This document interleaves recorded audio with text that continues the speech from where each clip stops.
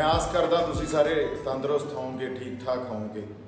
पर जिहड़ी गल दी मैनूं इस गल दी पूर्ण तौर ते समझ सी, पर कई गल्लां या कई साडे बंदे ये गल नहीं मनदे सी भी सरकार मोड़ा पाऊगी। पर अज जिहड़े ऑर्डीनेंस ते या उन्हां तिन्नां ऑर्डीनेंस के खिलाफ आपां लामबंद होए सी, विरोध कर रहे सी, विद्रोह कर रहे सी, अज प्रेजिडेंट ने आपदा असेंट देता। सो ये कोई बड़ी हैरानीजनक गल नहीं है। मेरा आना थोड़े नाल गल करना बड़ा जरूरी है इस ते। सो इस करके जरूरी है हुण जिहड़ी गां अवेयरनैस असीं पहुँचाउणी है, जिहड़ी गल पहुँचाउणी है किसान जथेबंदियां तक, साडे आगूआं तक, जिहड़ा बंदा लोकां दे हित दी गल सोचदा या साडे किसानां दे हित दी गल सोचदा, उन्हां तक ये बड़ी जरूरी है। इस करके मैं गल साझी कर रहा।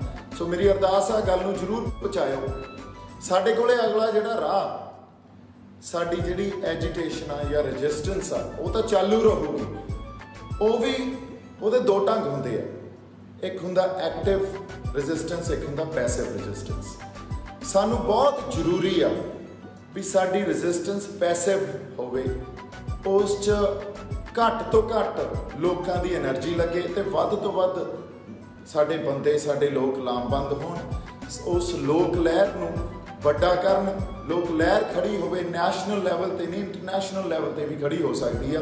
ये जे असीं दिल्ली घेरन की गल करते हैं तो कल्ले पंजाब ने नहीं घेरनी। एक गल याद रखियो, दिल्ली, हरियाणा, राजस्थान, MP, सारे साउथ के स्टेट, चाहे तमिलनाडु आ, चाहे करनाटका, चाहे केरला, चाहे बंगाल, वो सारे स्टेट असीं नाल लैके दिल्ली नूं लामबंद करके घेरीए। नाल मैनूं ऐ लगदा जिहड़े खेती प्रधान देश आ, जिहदे च आस्ट्रेलिया, न्यूजीलैंड ते फिर कुछ यूरोप दीयां कंट्रीज़ भी आ जांदियां हैं, आयरलैंड, उन्हां कोले रेवोल्यूशनरी बड़ी वधिया सोच आ। असीं वो सारियां कंट्रीज़ नूं भी नाल लै सकदे हां, एक बड़ी वड्डी इंटरनैशनल लैवल ते यह मूवमेंट खड़ी कर सकते हैं। सो विजन वो रखियो। पर असल गल जिहड़ी करन वाली आ, तुसीं जुड़ चुके हो, इस करके मैं हुण करदा। असल गल ये आ भी अगला राह साडा सुप्रीम कोर्ट आ, आर्टिकल 32 च असीं इहनूं चैलेंज करांगे। चैलेंज जो करना, सब तो इंपॉर्टेंट गल आ, असीं स्टेट गवर्नमेंट के थ्रू चैलेंज नहीं करना, नहीं तो पहली तरीक ते हार जाएंगे। असीं किसी कॉन्स्टिट्यूशनल एक्सपर्ट लॉयर नाल रह करके article 14, article 19, article 21 of constitution, also I feel that this is against basic principle of federalism, क्योंकि जिहड़ी एग्रीकल्चर आ सबजैक्ट आ दखलअंदाजी नहीं देनी चाहिए। पर इन्होंने दखलअंदाजी दी आ, इन्होंने कुछ ऑर्डीनेंसिस लोकल लैंड लॉज के रिलेटेड लैके आए आ, सानू उन्होंने भी देखना पऊगा, एड्रैस करना पऊगा।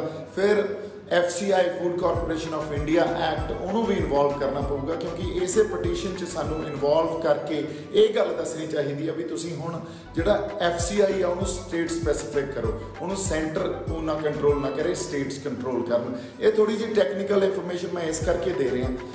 मेरा राबता इदू पहला ही मैनू पता सी यही गल होगी, प्रेजिडेंट ने असेंट दे देना, सानू बहुत सारिਆਂ ਨੂੰ ਇਹ पता सी भी प्रेजिडेंट ने तो मोहर ही लाउणी है, जिहड़ी गल सी ਉਹਦਾ हो चुकी है। सो मैं पहला ही उत्थे कॉन्स्टिट्यूशनल एक्सपर्ट्स नाल गल करी बैठा, पहला ही उन्हां नाल राबता बनाई बैठा। इहदा राह जिहड़ा एक लीगल राह वो की निकल सकदा, chief justice of supreme court दे कोले जाके या वो आपदे कोले रखण एक कॉन्स्टिट्यूशनल बेंच या वो रोस्टर किसी होर जज कोले चला जाए, क्योंकि इसे पटीशन च होर बहुत स्टेट्स ने आके या होर जथेबंदियां ने आके शामिल हो जाना। सो किसान जथेबंदियां नूं मेरी हाथ जोड़ के बेनती आ, बहुत जरूरी है भी असी सरकारां दे नाल मिल के ये लड़ाई ना लड़िए, असी सैपरेट सुप्रीम कोर्ट च आपदी लड़ाई लड़िए। जे सरकारां दे नाल मिल के लड़ांगे, साडे कोल इतिहास गवाह, असी हमेशा ही हारते रहे हैं। पहली तरीक ते मैनू नहीं लगता इन्होंने पहली तरीक ते ही धोखा दे जाना। सो आपदी इंडिपेंडेंट लड़ाई सुप्रीम कोर्ट च लड़नी चाहिए है सानू। होर भी जिहड़े स्टेट कोले कुछ लोकल लैंड लॉज च स्ट्रिक्ट कानून बनाने के अधिकार आ, उहदे लई भी सानू मिल के सिर जोड़ के बैठ के गलबात करनी चाहिए है। सो कला जोश नहीं, जिवें मैं एक कहा साडा विरोध जारी रहूगा, एक पैसे वेच असीं विरोध जारी रखांगे, जिथे लोकां दी घट तो घट एनर्जी, वध तो वध लोकां नूं लामबंद करके एक वड्डा मोर्चा उलीकना पैना। उलीकांगे, तुहाडे नाल खड़े आ। हुण इंडियन स्टेट नाल लड़ना, सुप्रीम कोर्ट च जाके लड़ांगे भी, इन्हां नूं लड़ के भी दिखावांगे उत्थे भी असीं लीगल फाइट किवें लड़ सकते हैं। सो पर इहदे लई एक गल बहुत जरूरी है, साडा एका सानूं लामबंद होना ते चंगे कॉन्स्टिट्यूशनल एक्सपर्ट्स दे नाल काम करके इहनूं चैलेंज करना सुप्रीम कोर्ट च, ते होर बहुत सारियां जथेबंदियां होर स्टेट्स नूं आपदे नाल खड़ा करना जिहदे च किसानां दे हितां दी गल हो सके, साडीआं जमीनां दी, साडे लाइवलीहुड दी गल हो सके, बेसिक साडे फंडामेंटल राइट्स की गल हो सके। सो बहुत सारिया चीज़ां आउणगियां, इस करके मसला गंभीर आ, गंभीरता नाल ही विचारिया जाना चाहिए, उन्नी ही गंभीरता ते सहजता सरलता नाल सानूं अगे लैके जाना पऊगा। सो समा यह आ भी एक विरोध शुरू किया, असीं उहनूं डाइवर्ट नहीं होण देना, डाइल्यूट नहीं होण देना, क्योंकि इत्थों ही लहरां विगड़दियां हुंदियां। सानूं बहुत चंगी तरह ये गल जाननी पऊगी, पता करनी पऊगी भी कढ़ना की आ ते किस मौके ते जाके कढ़ना।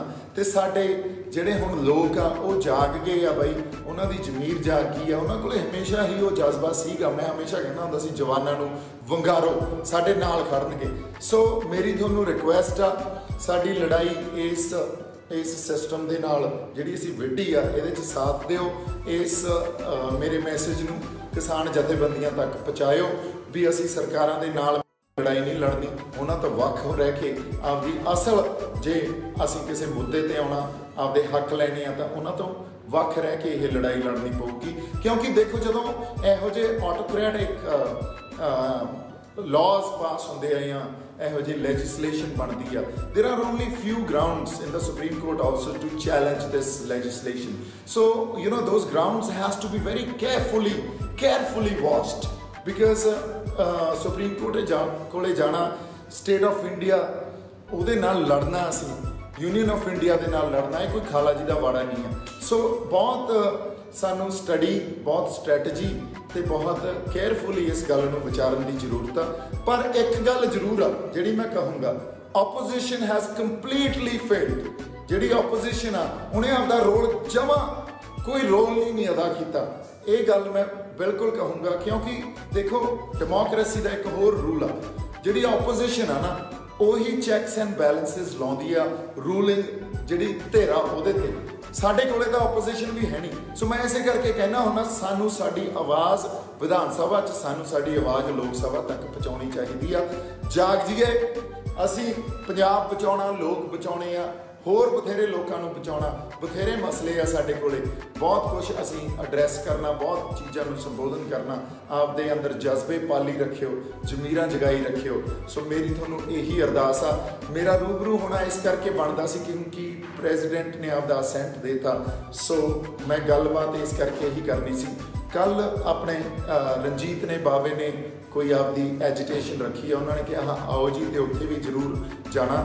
ਐਂਡ ਸਰਦਾਰ ਭਗਤ ਸਿੰਘ ਦਾ ਜਨਮ ਦਿਨ ਆ ਕੱਲ੍ਹ, ਉਹਨਾਂ ਨੂੰ ਵੀ ਆਪਾਂ ਜਾ ਕੇ ਨਤਮਸਤਕ ਇਸ ਤਰ੍ਹਾਂ ਹੋਵਾਂਗੇ ਵੀ ਜਿਹੜੇ ਉਹਨਾਂ ਦੇ ਦੱਸੀਆਂ ਹੋਈਆਂ ਕੁਛ ਸੰਪੂਰਨ ਆਜ਼ਾਦੀ, ਇੱਕ ਸਵਰਾਜ, ਕੰਪਲੀਟ ਫਰੀਡਮ ਵਾਲੀ ਗੱਲ ਸੀ। ਜਾਂ ਉਹਨਾਂ ਨੇ ਇਹ ਗੱਲ ਕਹੀ ਸੀ ਵੀ ਪੁਰਾਣੀ ਕੋਈ ਵੀ ਇਹੋ ਜਿਹੀ ਰੀਤ, ਇਹੋ ਜਿਹੀ ਦਰਜਾ ਬਦਰਜੀ, ਇਹੋ ਜਿਹਾ ਸਿਸਟਮ ਜਿਹਦੇ ਲਈ ਲੋਕ ਸੰਤਾਪ ਭੋਗਦੇ ਆ ਰਹੇ ਆ, ਉਹਨੂੰ ਜੇ ਨਵਾਂ ਸਮਾਜ ਸਿਰਜਣਾ ਤਾਂ ਸ਼ਰੇਆਮ ਉਹਨੂੰ ਖੰਡਨ ਕਰੋ, ਉਹਦਾ ਵਿਰੋਧ ਕਰੋ, ਸਪਸ਼ਟਤਾ ਰੱਖੋ ਵੀ ਅਸੀਂ ਨਵਾਂ ਸਮਾਜ ਸਿਰਜਾਂਗੇ, ਨਵੀਂ ਕੋਈ ਗੱਲ ਕਰਾਂਗੇ। ਇਹ ਗੱਲਾਂ ਸਾਨੂੰ ਸਮਝਣੀਆਂ ਪੈਣੀਆਂ। ਹੁਣ ਇਹਨਾਂ ਗੱਲਾਂ ਤੇ ਆ ਕੇ ਹੀ ਕੋਈ ਨਾ ਕੋਈ ਹੱਲ ਨਿਕਲਣੇ ਆ। ਸੋ ਮੇਰੇ ਵੱਲੋਂ ਮੈਂ ਇਹ ਗੱਲ ਕਹਿ ਰਿਹਾ ਵੀ ਅਸੀਂ ਇਹਦੇ ਹੱਲ ਵੀ ਕੱਢ ਲਾਂਗੇ। ਇਹਨਾਂ ਨੇ ਤਾਂ ਕਾਨੂੰਨ ਬਣਾਉਣਾ ਹੀ ਸੀ, ਸਾਨੂੰ ਪਤਾ, ਸਾਡੇ ਕੋਲੇ ਹੱਲ ਵੀ ਹੈਗਾ, ਰਾਹ ਵੀ ਹੈਗੇ ਆ, ਪਰ ਉਹਦੇ ਲਈ ਸਾਡਾ ਲਾਮਬੰਦ ਹੋਣਾ, ਇੱਕ ਹੋਣਾ।